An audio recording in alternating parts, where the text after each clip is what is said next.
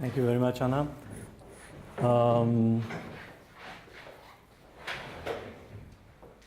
Okay, my presentation will be separated into three main objectives. One will be a little cultural map about Romania and Romanian spirit. The other will be an inquiry into the philosophical question about what Romanianness is. And the third would be to see how such understandings of self-identity are represented in cinematic form. Now, of course, Romania and Romanians have this myth about themselves as being the land of in-between properly.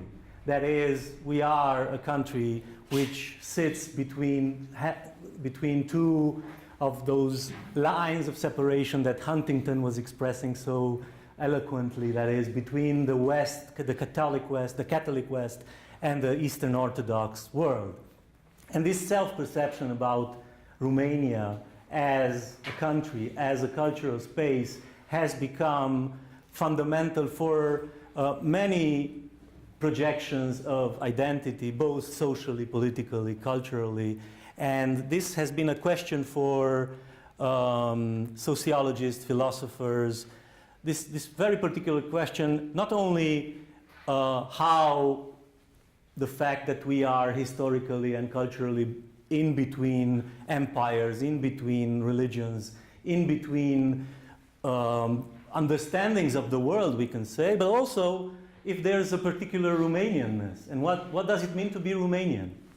And one of the early sociologists in Romania, called Drăgicescu, wrote one of the first books about Romanian psychology.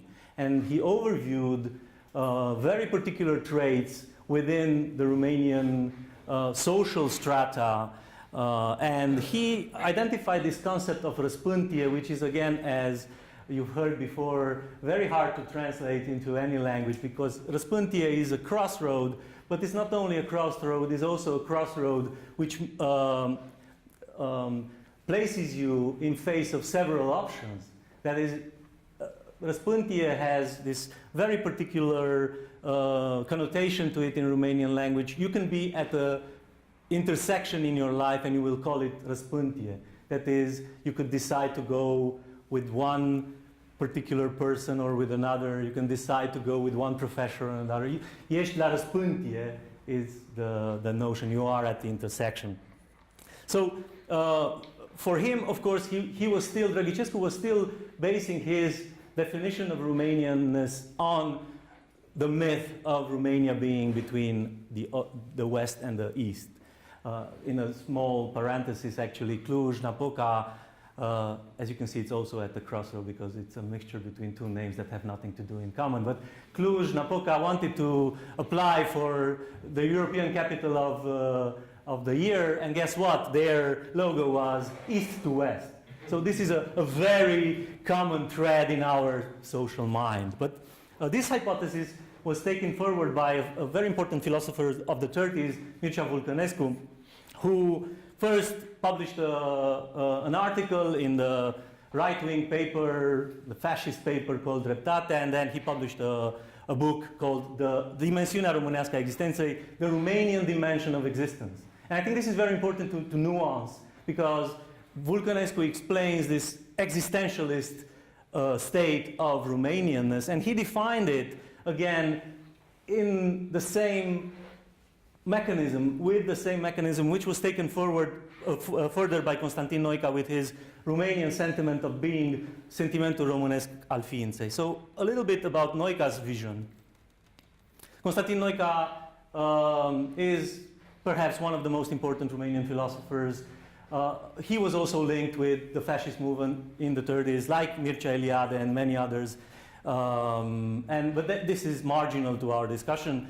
What is relevant is that Constantin Noica asked himself the same question that Drăgicescu before him and Vulcănescu before him. What is this existential dimension of the Romanian spirit? Is there a Romanian spirit? Yes. And if there is a Romanian spirit, what is it? And he found it in this, again, in a word. A word, again, completely untranslatable, which is întru. Întru is a word which collapses two other Romanian words, which is înăuntru and dintru, which again defines more or less the concept of răspântie, of intersection. And I believe, again, that this is a very good definition of the existential dimension of Romanianness as in-betweenness, as we would call it today. Another very important word that Noica used was răzoare. And in his book, published later in 1996, but this book was developed during the 30s and the 40s and extensively published in articles, he also identifies another concept, another term, which is called răzoare. The one who sits on crossroads, basically. The one who sits in a space that is completely non-defined. Răzorul is a spatial place, basically a geographical situation which is neither on the hills, neither on the valley. It is, again, in between. So for Noica, the crossroad, the very understanding of the crossroad became an indicator of the Romanian spirit, not of the Romanian spirituality, which is completely different, but of the existential dimension of. And of course, most of you are familiar with Lucian Blaga's definition, who also linked the Romanian spirit, which he called Duhul Românesc, of course, with a more mystical dimension, because Duh in Romanian means spirit. The Holy Ghost is in Romanian Duhul Sfânt. But Duh also means, again, an ineffable dimension of existence. That is not the soul, is not the spirit in the sense that it's an entity that we can describe either in psychological terms or otherwise, but it is an unmaterialized part of ourselves. So for Blaga, he went on and he defined this very classical definition, which is very often misunderstood in several studies. He called it spatial meoritic, the meoritic space. And many have understood the meoritic space as this inconsequential, as a manifestation of Romanian inconsequence. That is, the fact that Blaga described the Romanian space as in between hills and valleys could mean, at a wrong reading of his philosophical work, that basically Romanians are unstable in their geographical position, which is not the case with Blaga, who in fact, he defined this as an infinite manifestation of being in the world. That is not an uncertainty of a sort, but it is a constant capacity of going up and down, of, let's say, in political terms or in historical terms, of going to the depths of catastrophe and then springing out of that catastrophe. And you have to understand that this was during the 30s and the 40s, when Romania went from the First World War, when it was a nation reunited, the myth of the Grand Romania was fulfilled, and then it collapsed into Second World War, when more or less Romania was dismantled. So you have to understand this in this very particular definition that Blaga uses. Of course, as I said, many have used spatial meoritic, the meoritic space, as a tool, as an instrument to understand Romanian cinema. And Dominic Nasta's remarkable book, otherwise, Contemporary Romanian Cinema, shows the traces of this understanding of this very Blagian understanding of the space. And she uses often the theory of the meoritic space by suggesting that somehow the Romanian psyche, which is manifested in Romanian cinema, is based on some sort of fatalism, and she decodes this fatalism as transparent in many movies. And I will question a little bit this part, but I will also use these philosophical standpoints to show you that, yes, they are tools for cinematic interpretation. Now, a couple of questions before moving ahead. We need to ask is there a specific trait to Romanian movies? I mean, can we identify something that goes beyond the cinematic style, that goes beyond the sheer mechanisms of cinema, which some call, as I do, new wave stylistics, others dislike it and call it a new cinema. Whatever you call it, it is a style that has been created after 2000. So we need to ask if this style is in any way a specific trait of Romanianness. Of course, the other is more complex, and it will be maybe part of a larger work. If there is a philosophical dimension to this kind of making cinema, that is, do the Romanian films, through the particular directors, manifest a philosophical vision about the world, a worldview, that is. Maybe as a questioning of the other ones is if there's a cinematic Romanian self. That is, are the characters and the topics and the narrations part of what the particular movie makers are thinking in a particular time, which is, I think, the case, but I don't want to spoil your pleasure of hearing me. So, what is very clear if we look at the most recent movies is that instead of finding a very particular definition of Romanian positioning in terms of geography, several of these movies are based on topological indeterminacy. That is, they are not determined by the Romanian geographical location. Maybe the most relevant for this is Câini, Dogs, by Bogdan Mirică, who places his story in Dobrogea, which is clearly a Romanian province, so to say, but that space where all the actions take place is non-determined. I've written in another part about this thing, and clearly we can link it to the Deleuzian concept of deterritorialization. That is, Câini is completely lacking any determinacy in, it could be anywhere. Some have called it a Romanian Western because it looks very much like the Coen Brothers movies with a hint of Quentin Tarantino and the famous 50s and 40s Westerns. Again, this is not the place to discuss that. Another very important movie, I think, is Mitulescu's Dincolo de Calea Ferată.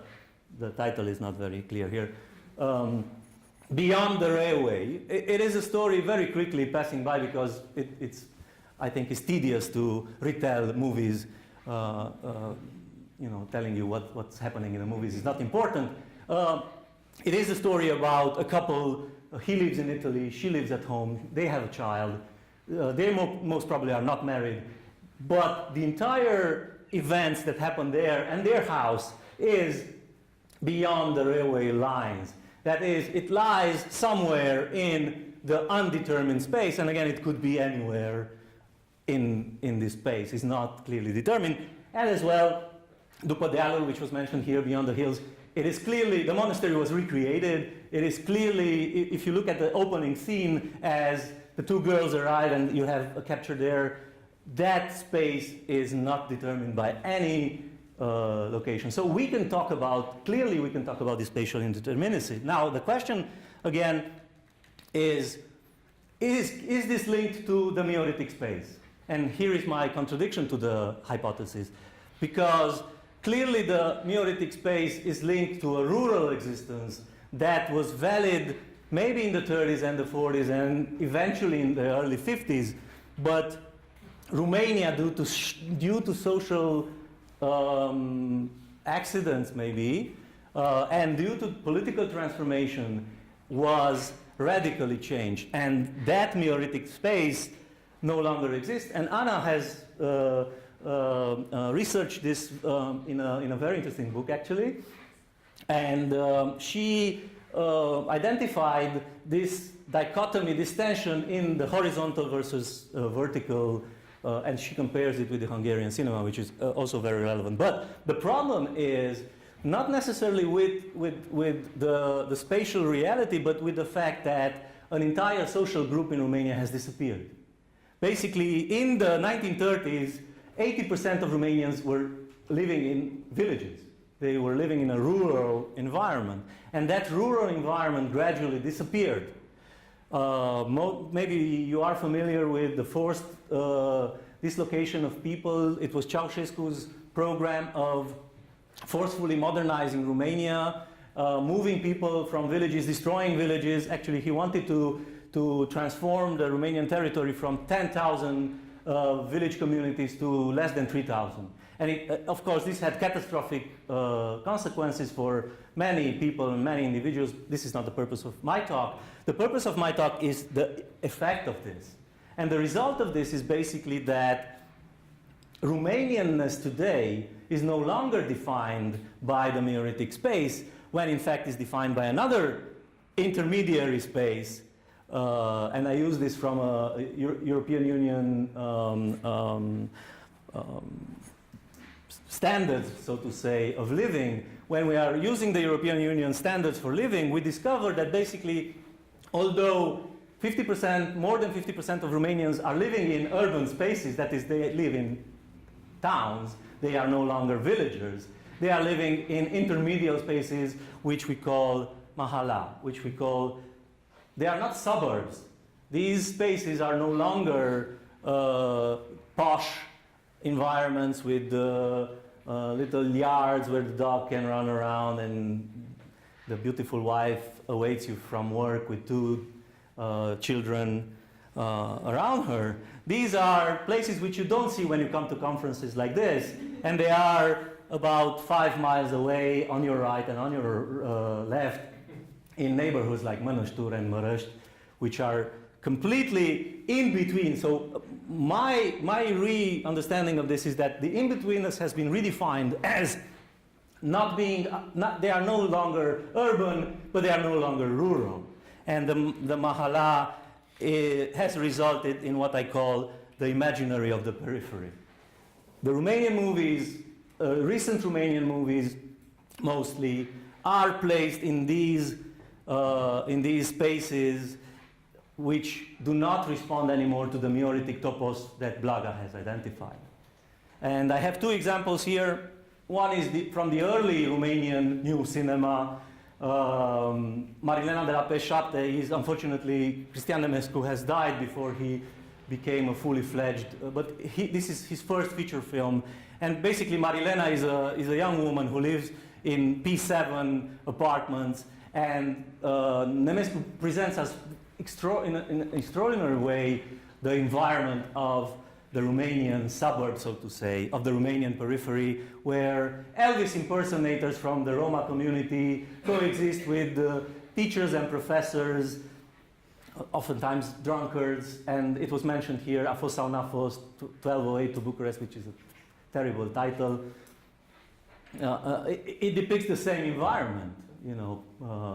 The professor who coexists with the Chinese seller of goods, the television owner who lives in an apartment flat with his estranged wife, so on and so forth. And more recently, I think this is an example of the new Romanian cinema, of a new cinema is happening. Soldații, o poveste din Ferentari, Soldiers, a story from Ferentari, is a dramatic story about the people who are living in these environments. Ferentari is a neighborhood in Bucharest, which is populated, of course, by disenfranchised people in low living conditions, where Manea is maybe the most important song you would hear.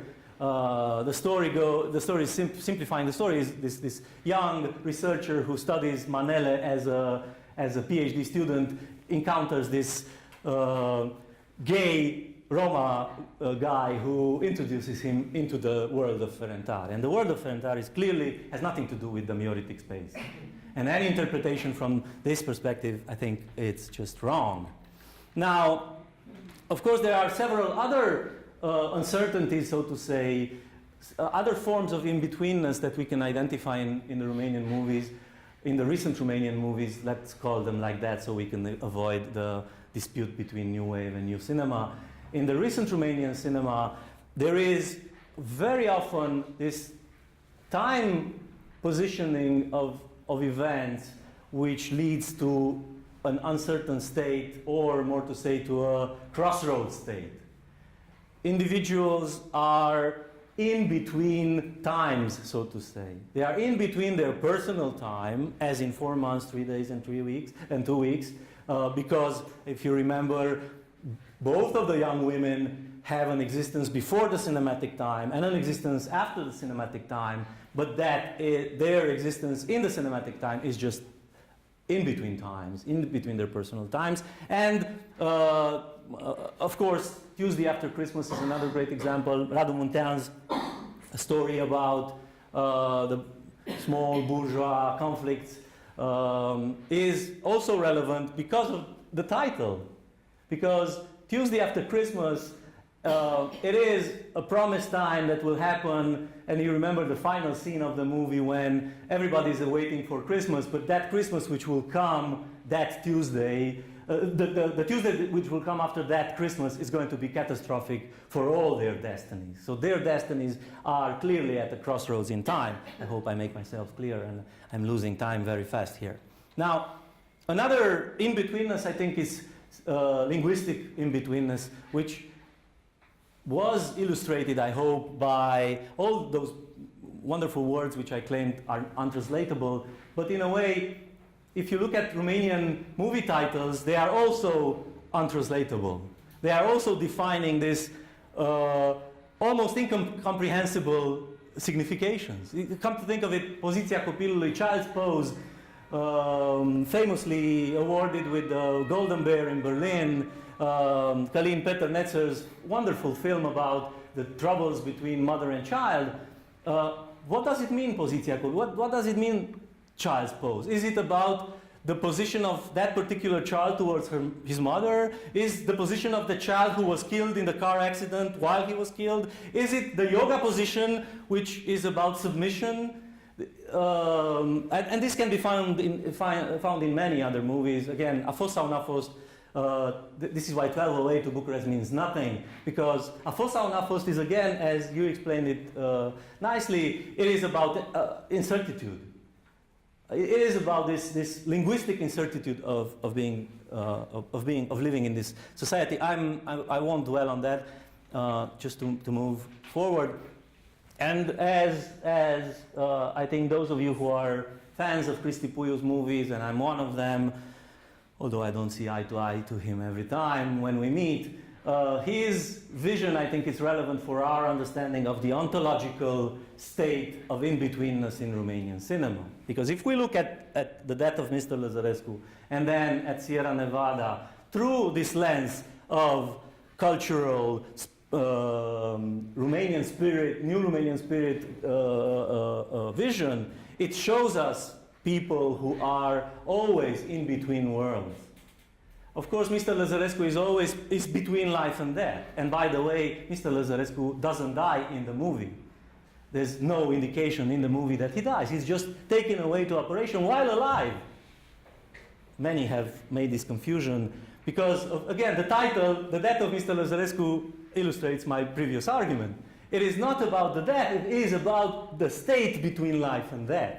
And this in-betweenness is also relevant semiotically in Sierra Nevada. Those of you who, I don't want to spoil it for you, but again, spoiler alert.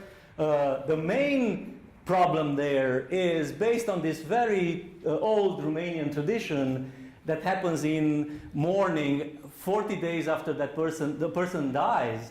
In the Romanian communities, the suit of that person is located inside the house. And not only that, one of the family members takes on that suit and sits at the table and talks with the voice of the dead person, which is Romanian spookiness at its best.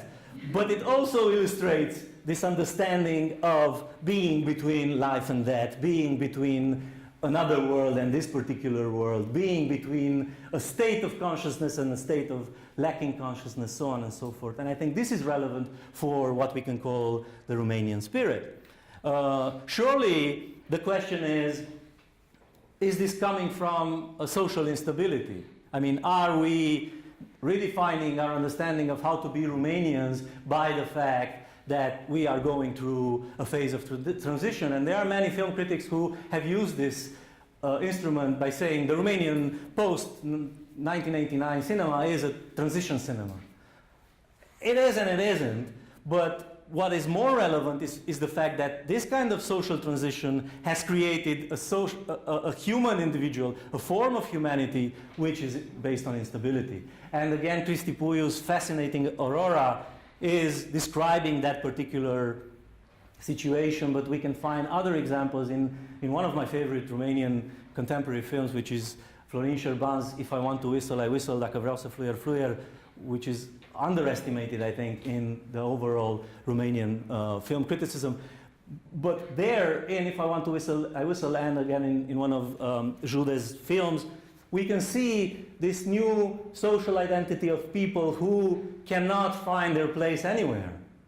They are neither immigrants nor well established in that society. They're no longer children or family members. They are in this in-betweenness of social reality, and this is clearly a form of human instability. I'm moving forward a little bit because I have to go back to another wonderful book, which is Laszlo Strauss's recent publication, Hesitant Histories on the Romanian Screen. And Strauss, again in a very proper way, argues that seeing the same traits that I showed you here, that this is based on a hesitation which is specific to the social context, which in turn, this hesitation is transparent in Romanian cinema.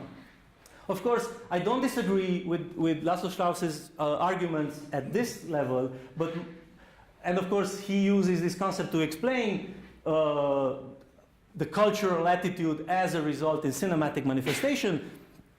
But I think we should add this addendum to that definition, because that hesitation which Strauss links with modernity, basically, and he uses Kovac's argument about modernity, that particular link has to be linked also with the Romanian specificity, which Professor Alexandrescu and others call the Romanian Paradox. It is not only a hesitation that comes from, again, a social condition, but it comes from an imbued philosophical, paradoxical nature of our existence. And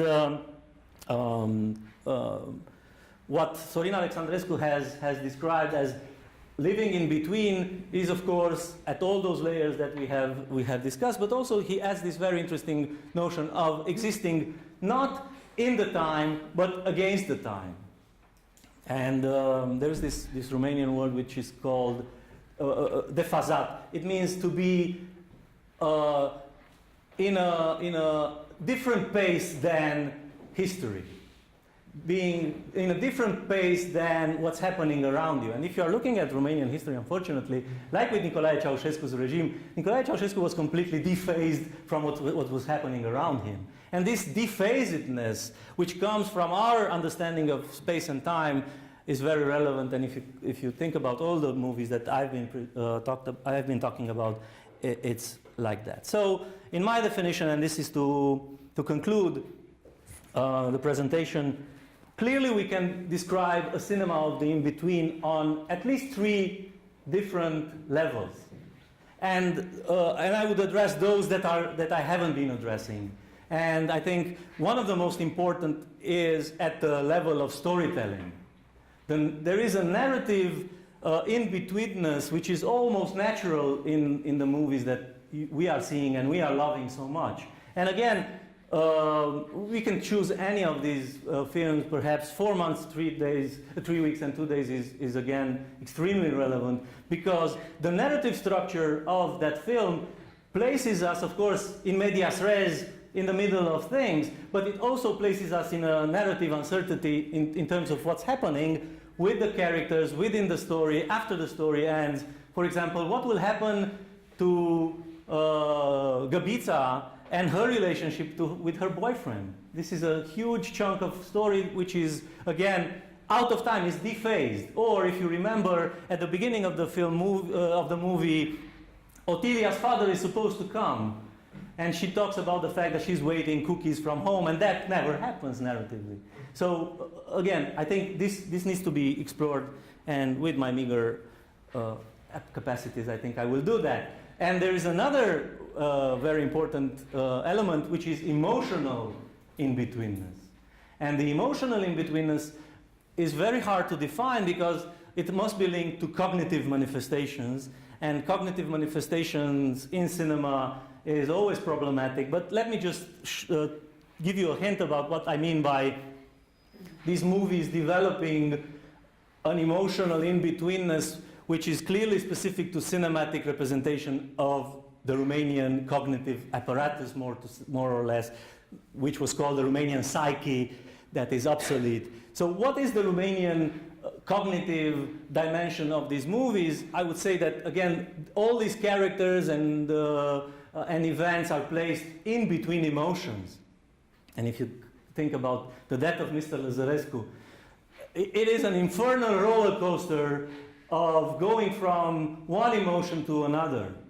And not only Mr. Lazarescu goes through that famous explanation that goes to the bulges of death and the reference to Dante, which is, I used it myself in not a very fancy way, but he also lives between emotions. If you remember the moment when he goes into the ambulance and he climbs the ambulance as a powerful character, and he quarrels with the driver and he claims his right to be respected, and only to fall into the deepest anxiety about and fear about his own condition, and then he becomes mild and asks for permission to throw up in the car. Or Mioara, in fact, who was also used as a tool to interpret Moartea domnului Lazarescu as a manifestation of the Mioritic space. Mioara, who is the ambulance paramedic, also goes through a roller coaster of emotions. Because at the beginning she's this very helpful person. By the middle of it, she wants to dump Mr. Lazarescu finally. She's not trying to save him, by the way. Those of interpreters who have said that Mioara is this